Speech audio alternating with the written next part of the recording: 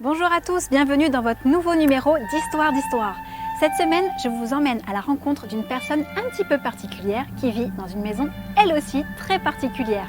On pourrait croire comme ça au premier abord qu'il accumule, mais en fait, il collectionne. On va découvrir ça tout de suite. C'est parti.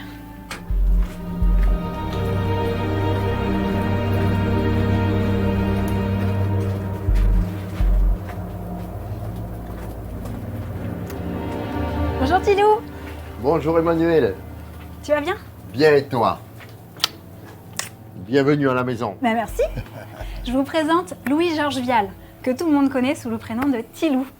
Alors tu m'as appelé, tu m'as dit que tu avais quelque chose d'un peu particulier à me montrer. Très particulier à te montrer que tu vas ouvrir des grands yeux.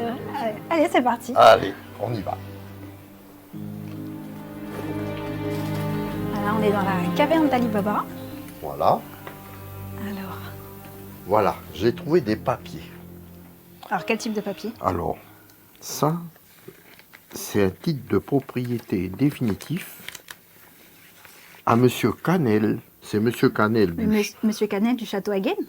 Oui, mais c'est un terrain qu'il a eu à Nouméa et qui est domicilié à Port-de-France. C'est le Donc- nom de Nouméa déjà. Donc d'accord, donc c'est avant 1866.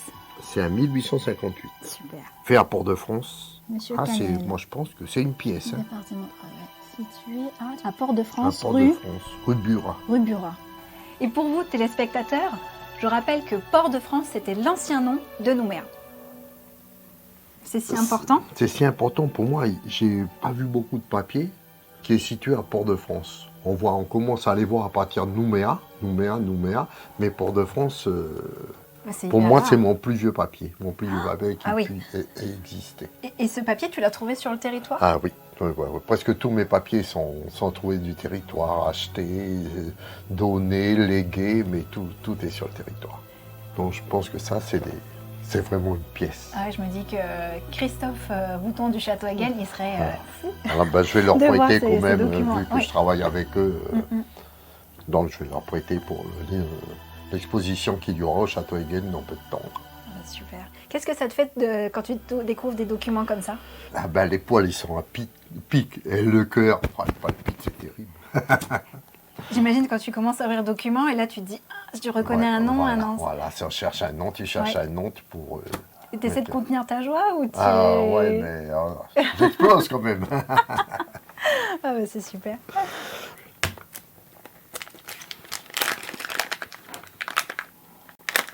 Ça, c'est une médaille. Récemment, j'ai racheté tout l'intérieur d'une maison coloniale comme je fais d'habitude. Oui. Et en fouillant le sol parmi les immondices, tout, parce que c'est tellement sale, j'ai trouvé cette pièce-là. Alors, qu'est-ce qui a marqué? Alors, souvenir de l'exposition coloniale, Paris 1889, République française. Mais cette pièce a été adressée à Kaoupa, Nouvelle-Calédonie. Attends, je peux? Oui, vas-y, c'est fait pour. Alors, Kaoupa, ça c'est un nom indigène, non? J'ai fait des recherches Oui, alors?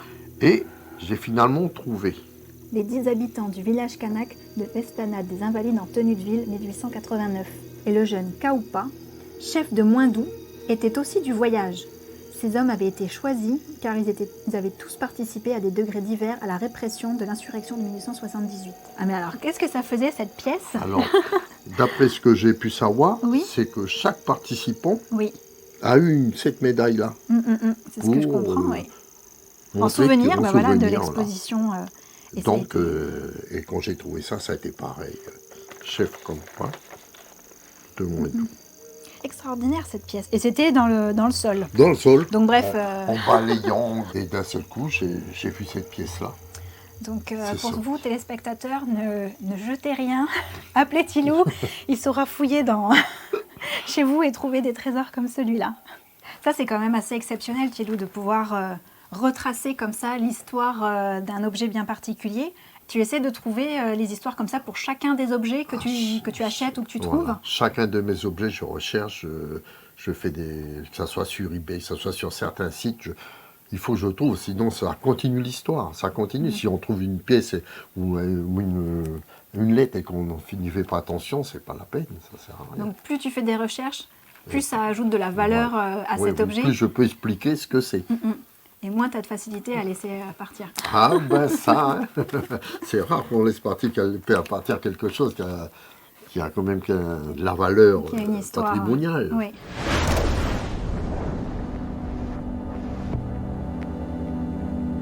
Hier, dans l'après-midi, le colonel Gali Pasbok a été tué par les Kanaks. Ah oui. C'est une vraie lettre d'origine qui date de Moindou le 4 juillet 1878. Transporté à la fois, il put lire le soir 2 lettres de terrain bas, puis il expira ce matin à 9h30. Voilà, c'était ma dernière pépite que je voulais te montrer pour le moment. Est-ce que tu collectionnes des objets, tout type d'objets, de partout, ou que des objets comme celui-ci de Nouvelle-Calédonie? C'est-à-dire qu'au début, je collectionnais tout ce que je trouvais. Tu jetais tout, rien. tout ce que je trouvais. Puis maintenant, je me suis spécialisé. Je collectionne tout ce qui est que la Calédonie. C'est-à-dire papier, photos, cartes postales, négatifs. Et disons, c'est mon histoire. Et en plus de ça, bon, j'ai récupéré des trucs de ma famille, tels que... T'en as là? Ces lunettes de plongée de troca de mon grand-père qui était pêcheur. Alors ça, c'est des lunettes en bourreau. Ça, c'était du verre. Et ce verre, il le mettait sous l'eau et il le cassait avec une tenaille pour pouvoir bien les encastrer. Ok. Et après, il coulait soit du caoutchouc, soit de la sève de bagnon pour faire l'étanchéité. Donc ça, c'est un objet de ton histoire familiale. Ça, c'est pas moi, c'est un objet de famille. Un objet de famille.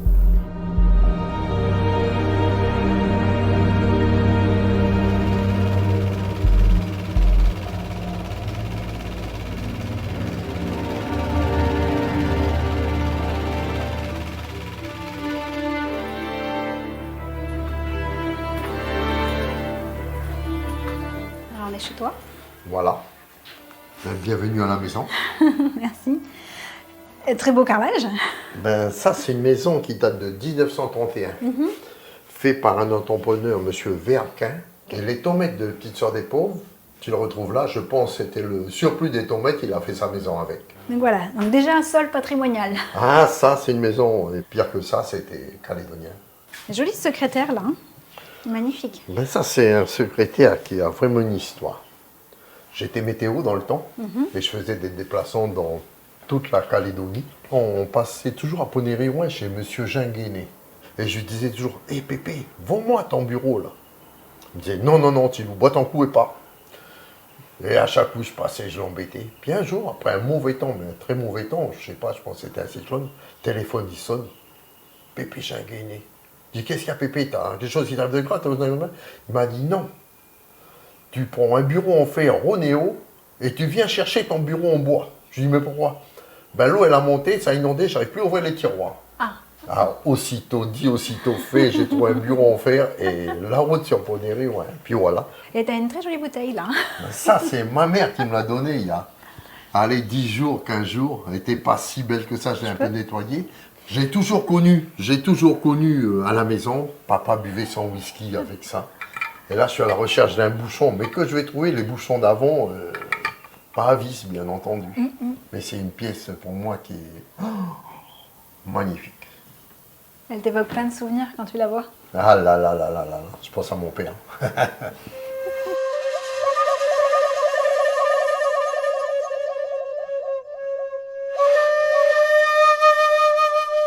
Est-ce que tu te souviens de la première pièce que tu as trouvée? Oh non, pas spécialement, j'en ai acheté tellement. Là, c'est tous ces objets mélanésiens. Je les ai achetés dans des maisons, en achetant des sous-sols, des fins de maison. Alors là, on a une arche ostensoir. Qu'est-ce que tu as là? Là, tu as une arche ostensoir. Ici, là. Voilà, on voit avec les 2 trous pour attacher le manche dessus. Oui. Tu vois? Là, c'est un outil qui sert à arrondir les bracelets en troca. Si tu le mets dans ta main, tu vas voir, tu sens, il y a les empreintes. Voilà. Déjà, tu sais comment positionner ta main. Tu vois, tu sais, elle se met tout de suite. Ouais. Ça, c'est des outils des vieux d'avant.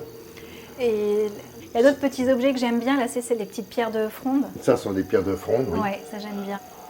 Ça, tu vois, ce caillou, ça servait à mettre les saguets, ou les pieux, ou les flèches.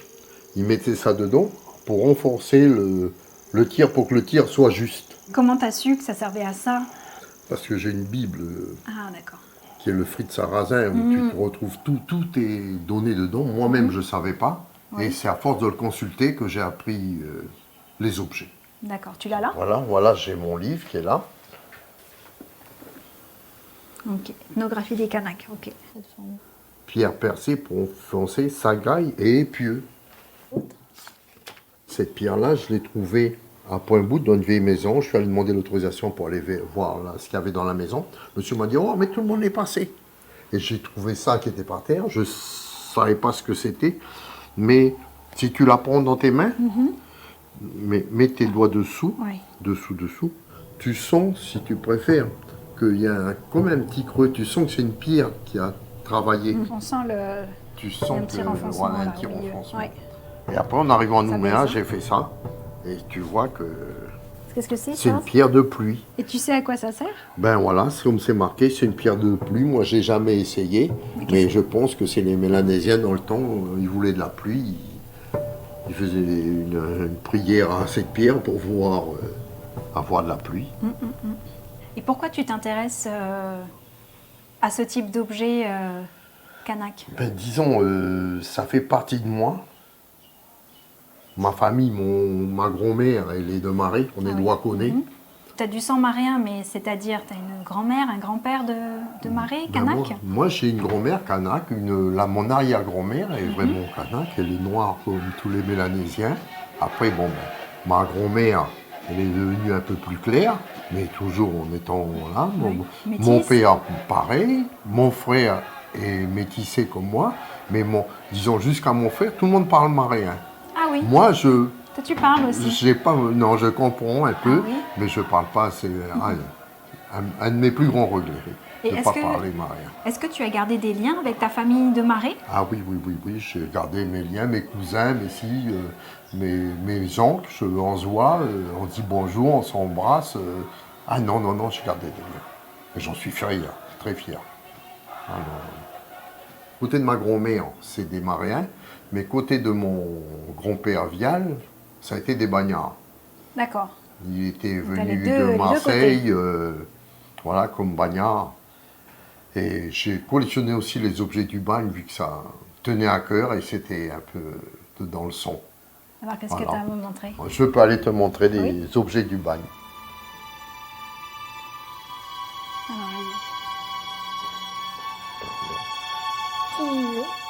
Ben là, alors déjà, quelle est ta pièce, ta plus belle pièce?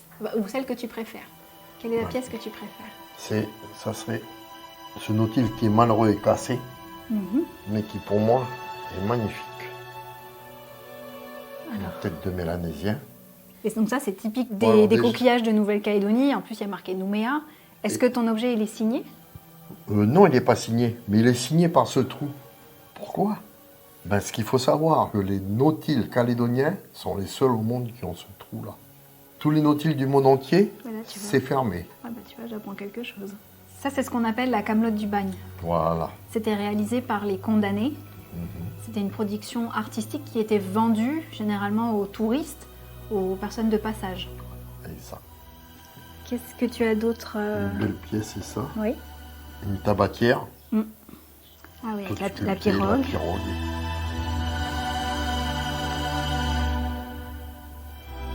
Voilà une chose que je dois te montrer, c'est cette pipe. C'est une pipe qui vient de l'île des Pins. Donc sachant ça, moi tout de suite j'interprète, je me dis, il a des moustaches, il a la barbe, c'est un déporté.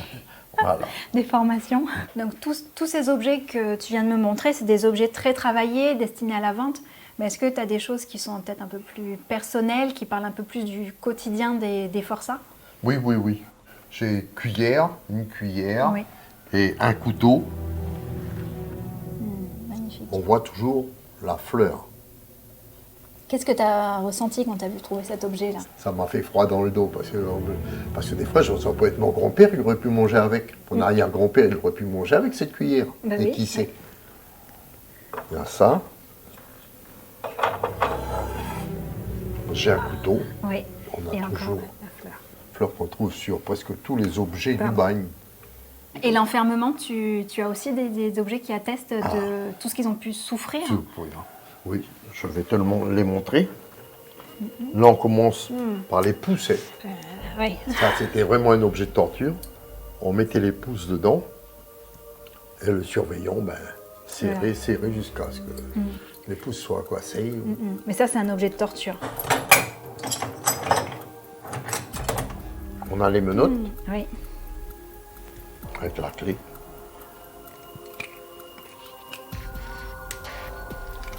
Elles sont pas grosses, hein, tes menottes. Hein. Ouais. Non. Bon, il devait y avoir plusieurs calibres de menottes, je pense. Oui. C'est clair qu'elles vont avec mes petits poignets. C'est rare, mais non, c'est trouver des menottes, mais complètes avec la vis, avec la fermeture.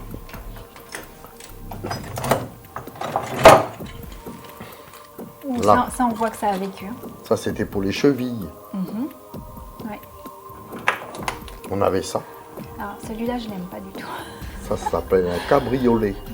Ah non, on entourait le poignet. Et on tournait. Jusqu'à ce qu'on ait mal, ou jusqu'à ce qu'on s'agenouille. Ou Là, c'était pour soumettre, voilà. les hommes, les faire avancer. Ça me plaît. Une des plus belles pièces. Regarde le travail un peu. Ça, je pense que ça devait être accroché à la ceinture. Et puis ensuite, ça venait... on n'a peut-être qu'une partie. Hein. Je pense qu'il manque l'autre partie qui devait arriver jusqu'à la cheville. Mais là, je ne sais pas, il y a quoi. Il y a bien 3 kilos. Ouais, 3 kilos. Et elle n'est pas complète encore. La cocoterie.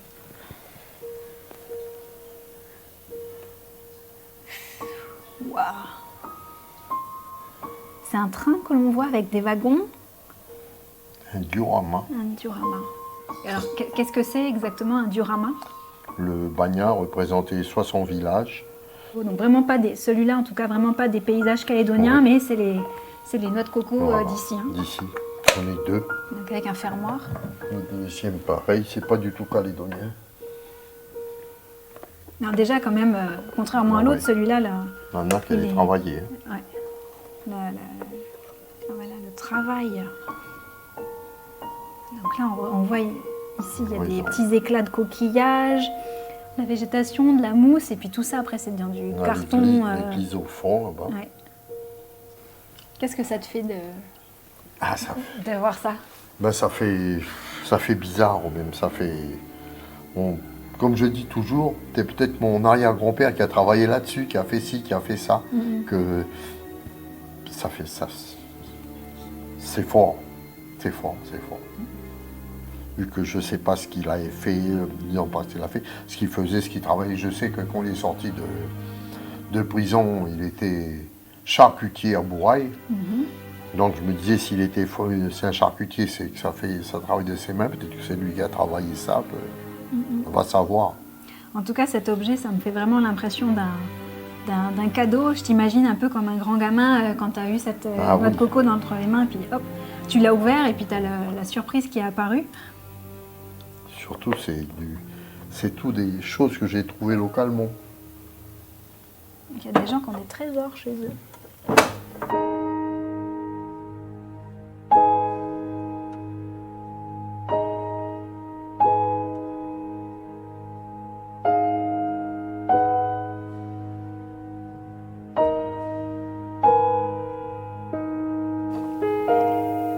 Comment tu finances tout ça? Parce que j'imagine que ça, quand même, ça représente un budget.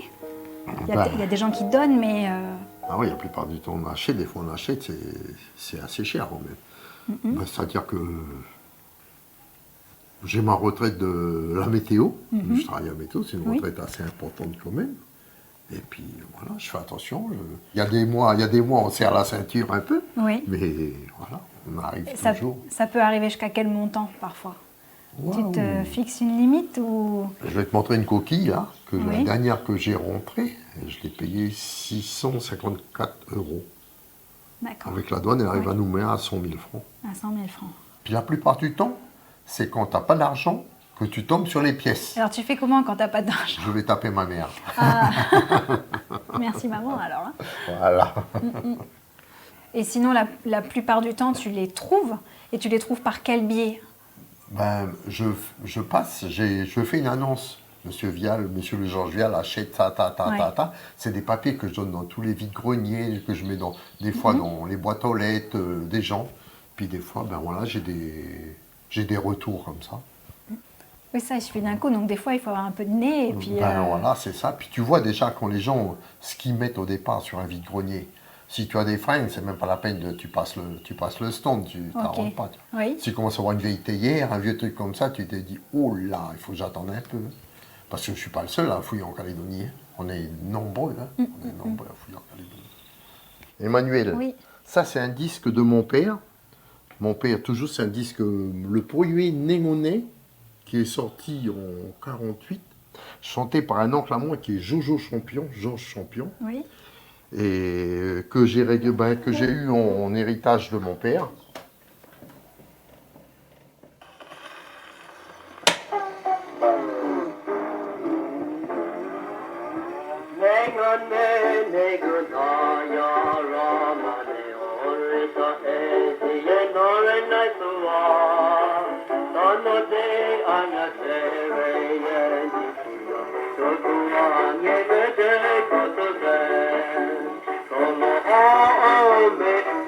Ça, c'est vraiment l'histoire de la Calédonie. Ça. Mais j'en ai 4 ou 5. J'en ai un Canala, j'en ai un Bélé. Un prochain épisode. Celui-là, c'est Nouvelle-Calédonie de Simonin. Simonin. Oui. Ça va faire pleurer.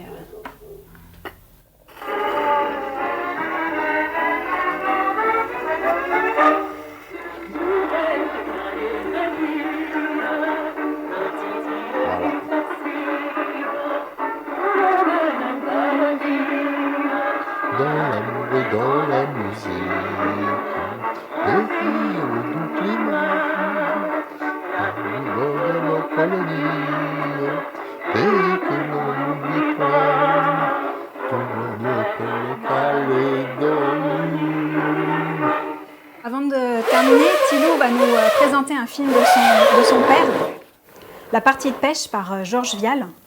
Mais Thilou, avant de terminer, j'aurais une dernière question. Toutes ces collectes, toutes ces recherches, c'est en quelque sorte une quête. Qu'est-ce que tu cherches finalement? J'adore tout ce que je fais, tout ce que je cherche, tous les objets. Mon rêve à moi, Vial calédonien, c'est d'aller en France et de serrer la main à un Vial Zorey. Je suis allé à Marseille, j'ai fait toutes les recherches sur la généalogie. Je suis allé à Marseille, j'ai fait plusieurs cimetières. Et le dernier cimetière, qu'est-ce que j'ai pas trouvé? Une tombe marquée Vial. Et dessus, il y avait Adélaïde Sismondini, épouse Vial.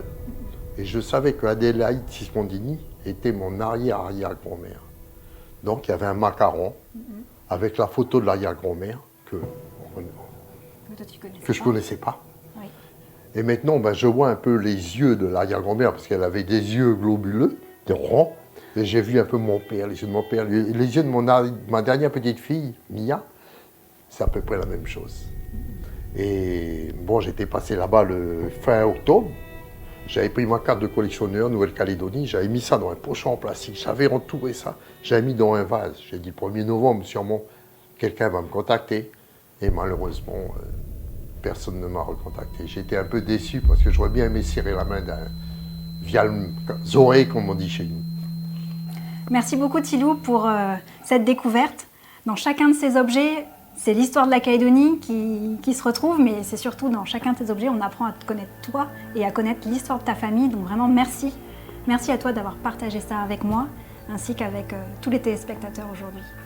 Merci à toi aussi, puis merci à tout le monde, à l'équipe qui a... On te retrouvera peut-être pour un prochain numéro, qui sait? Et pourquoi pas. Allez, ainsi s'achève ce numéro d'Histoire d'Histoire. Je vous dis à la prochaine pour de nouvelles histoires d'histoire. N'hésitez pas à nous contacter sur la page Facebook de Calédonia pour partager avec nous vos histoires. À bientôt!